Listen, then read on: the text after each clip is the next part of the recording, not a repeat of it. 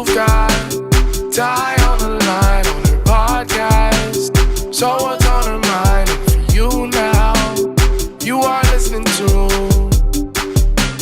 Ty on the line.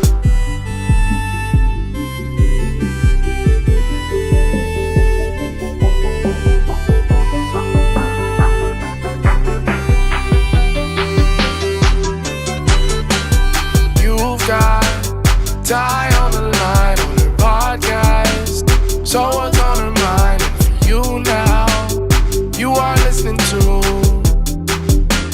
Ty on the line. Hey, welcome back to another episode of Real Life with Ty. So, how was everyone's spring break? Well, mine was pretty good. What I did was I actually went to 2K, which is kind of new for me because I really don't do those type of parties, but it was actually pretty fun. I had a really great time, and there was a lot of people there, of course, a lot of nice bathing suits, a lot of fun. It was just really good vibes. Nothing bad happened, and it was a pretty lit party. So if you went to 2K, you know what I'm talking about, and I think that they're having another one coming soon, so that's pretty lit. I know the spotlights have been social workers. However, I did come across a story that really touched me, and I just want to go ahead and shed spotlight on this. So, Camden Myers had a traumatic brain injury, which caused him to have some developmental and social challenges. He's only 9 years old, and his challenge actually inspired him to open up a coffee shop that is ran only by people with special needs. It's called Cam's Coffee Creations, and it's located in his hometown, Winston-Salmon, North Carolina.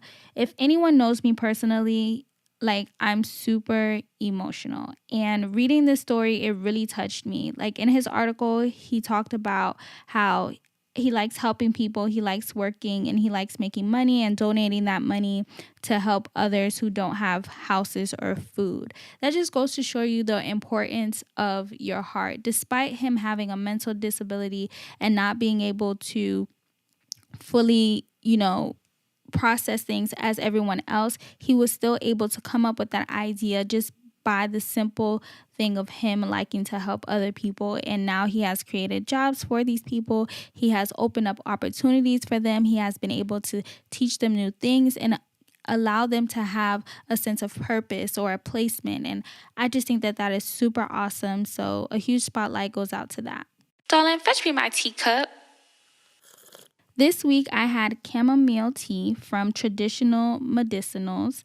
It's made with dried chamomile flowers. And ladies, this is a good tea for reducing menstrual pain. Other benefits is that it helps with sleep and relaxation. It also treats some common cold-like symptoms.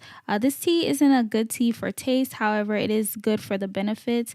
And I would put it in the same category as green tea. It's not that I really tasted bad, but it's just one of those teas that is you'll drink it and you'll feel better, but you're not drinking it for pleasure. This week, I got the opportunity to sit with Brittany Carter, who is the South Florida Program Director for Women of Tomorrow Mentor and Scholarship Program. I met Brittany at Hair by Envy's Women Empowerment Brunch. Now, this is even before I started the podcast. I went to the brunch to kind of see what are the first steps that I would need in opening up a business, to get motivation, to be empowered, to hear other women's success stories.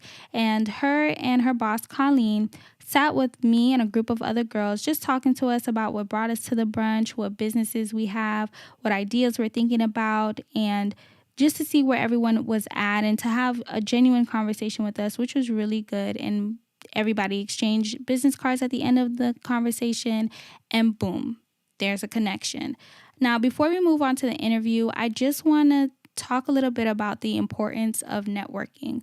A lot of us would say that we aren't friendly or, we don't talk to people we don't know. But when you are a business owner or you're thinking about starting a business, it is so important to network, to put yourself out there, to talk to people, to build those connections, because you never know how this person can help you later on down the line, or how you can use this person later on down the line to assist you in anything, when you're starting a business, especially because in the beginning, you don't know what to do. At least I didn't know what to do in the very beginning of my starting the podcast, it was kind of like, I want to start this podcast. I have this idea, but there's so many things that I need. How do I get this? How do I get that?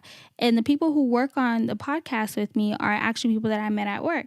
I came to them with an idea and I was like, hey, I have this idea. I want to do this.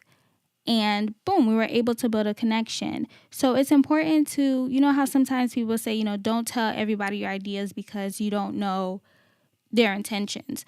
But what's for you will always be for you. Like I stated in my first couple episodes, it's okay to talk to people. It's okay to put yourself out there. It's okay to let someone know your idea because that could build a connection. You want to start music? Boom, there's somebody that might have a studio. You want to start hair? Boom, there's somebody that might be renting a booth. You want to start nails? Boom, there may be somebody who can teach you nail art. It's important to speak those things out into the universe so that you're able to build those connections and you're able to network and you're able to find somebody that can help you or push you or bring you to the next step.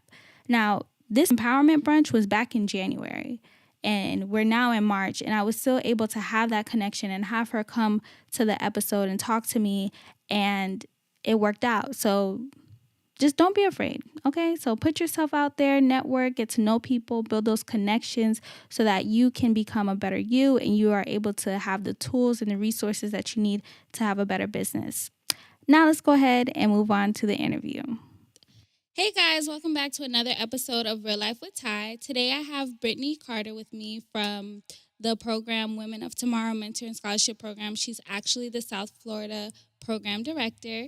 So for those who aren't aware of Women of Tomorrow, tell them a little bit about the program. Yes, so thank you so much for having me. Of course. Women of Tomorrow is a nonprofit organization for at-risk high school girls.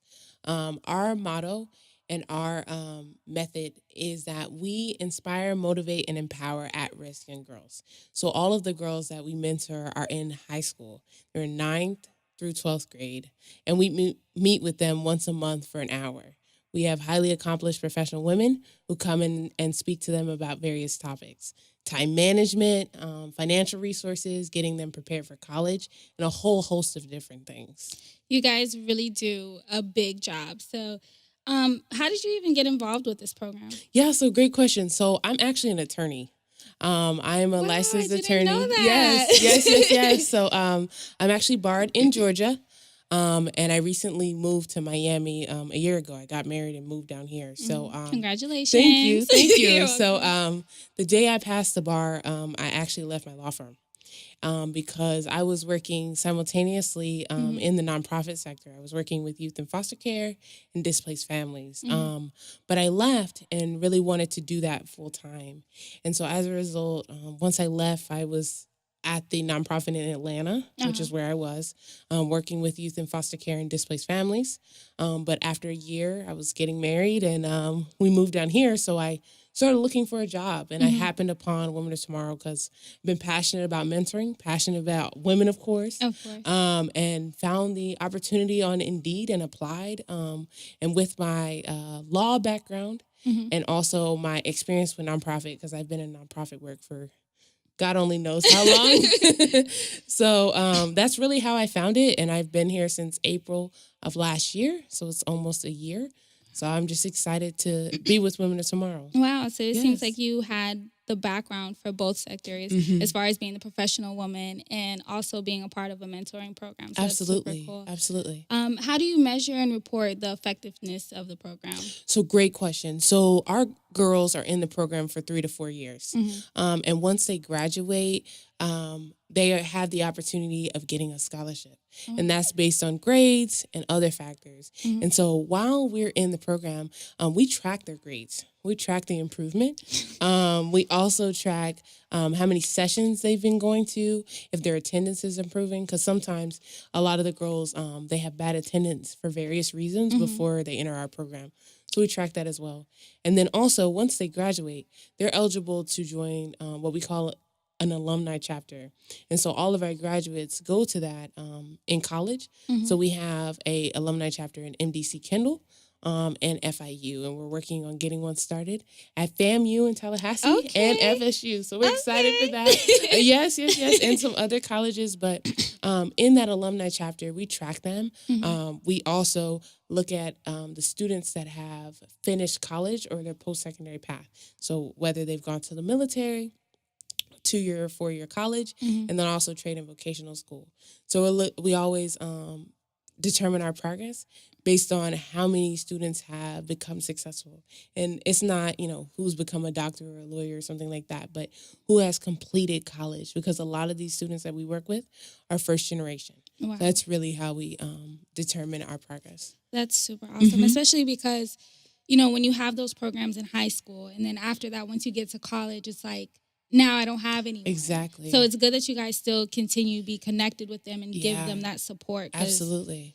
Ooh, college. right. Absolutely. That's a whole nother ball game. Absolutely. So that's super awesome. Yeah. After reviewing the website, I did see that, as you stated before as well, that you help a lot of at-risk girls who experience abuse, involved in gangs, getting pregnant. So once the girls are selected, what is the process of actually getting them into the program? Absolutely. So great question. So I'm going to go back a little bit. So the girls are selected by the schools. So we work with the guidance counselors and the teachers at the schools to get them in the program. And we do that because, as a program director, I don't know the girls in the schools. Right. But the counselors and the teachers do. Yeah. So we go to them and ask them to select 30 girls, because the mentoring program only consists of 30 girls at each school that we're in. Okay. And we're in 118 schools. Wow. And so the way they're able to get in our program, the school coordinator and teacher talks to them and says, hey, we have this amazing program. Do you want to be involved? And so if they say yes, they're enrolled in the program. And it's really mostly, they have to have some type of interest as opposed to, hey, you're getting in this program. Right. Because we want it to be beneficial for them. They're eligible for scholarships.